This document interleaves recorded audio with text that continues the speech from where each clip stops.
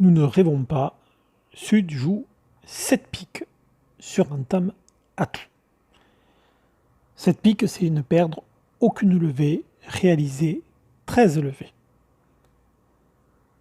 La difficulté du mort inversé, c'est essentiellement d'y penser. À défaut, on jouera un plan de jeu classique où l'on comptera les perdantes de la main longue à l'atout. C'est ce que le déclarant va faire à présent. Il constate 0 perdante à pique, 0 perdante à cœur, 1 perdante à carreau et va adopter un plan de jeu assez simple qui consiste à faire tomber les atouts, puis défausser 2 carreaux du mort sur les cœurs de la main et ainsi pouvoir couper le 3e petit carreau du mort qui aura été raccourci à carreau grâce à un dernier atout qui lui restera si les piques sont réparties de 2. Voyons ensemble la réalisation de ce plan de jeu très classique. Sud prend l'entame en main, joue atout et constate une mauvaise répartition. Il ne pourra peut-être pas défausser d'une part et puis couper ensuite le petit carreau de la main. Jusqu'à présent tout va bien.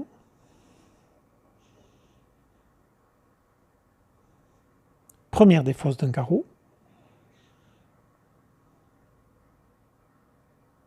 Et merci à West qui a oublié de couper. Si West avait coupé, bien évidemment, Nord aurait dû surcouper car il ne peut faire que 13 levées, il ne peut pas chuter une moindre levée. Et en ayant coupé du mort, il n'aurait plus d'atout pour ensuite couper le petit carreau. Le contrat était donc chuté. Il gagnera parce que West a fait une faute en ne coupant pas. Ainsi maintenant, il suffit de reprendre la main côté déclarant pour couper maintenant. Aucun risque de surcoupe puisque nous avons les gros atouts. Et le contrat est réussi. Au petit bonheur la chance. Une autre solution était possible. Regardons-la. C'était le mort inversé. Il fallait toutefois, d'une part y penser, d'autre part vérifier que les conditions étaient remplies. Pour identifier un plan de mort inversé, il faut constater d'une part des atouts maîtres dans la main courte, c'est elle qui fera tomber les atouts. Et constater ensuite qu'il est plus aisé d'éliminer les perdantes de la main courte que les perdantes de la main longue. Ici, il suffira de couper 4 fois les trèfles, et lorsqu'il n'y aura plus d'atouts chez les adversaires, on pourra défausser les 2 petites perdantes du mort sur la longue à cœur de la main. On parle de mort inversée, en réalité, il faut parler de main courte inversée, puisque la main courte n'est pas toujours au mort.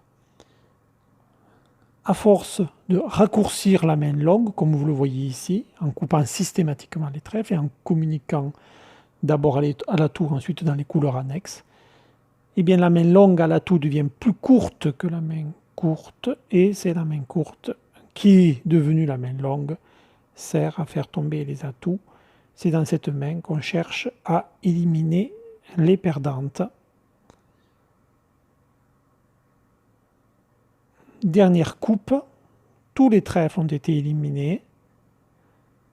Il restera à éliminer les carreaux perdants du mort. Après avoir fait tomber l'atout, voyez-vous, avec la main courte devenue la main longue. Et maintenant, sur les cœurs du déclarant, on défausse les carreaux.